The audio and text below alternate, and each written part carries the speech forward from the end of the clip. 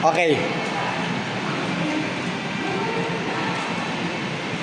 Good afternoon, our compassionate citizen.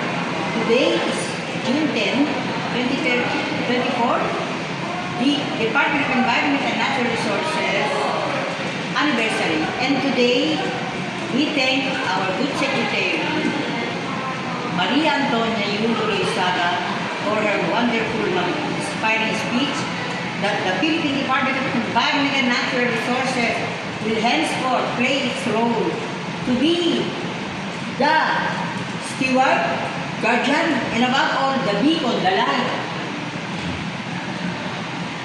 The light of holiness and wisdom, honoring creation, as represented by the beloved DNR Interfaith Pamahalaan Pilgrimage Mother from Pangasinan Protected Landscape that travel all over the Philippines.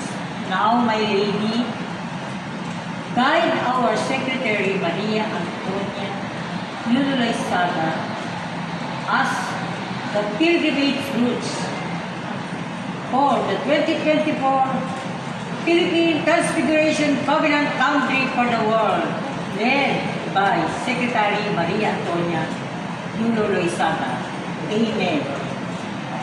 To take it by video ba? Sa ako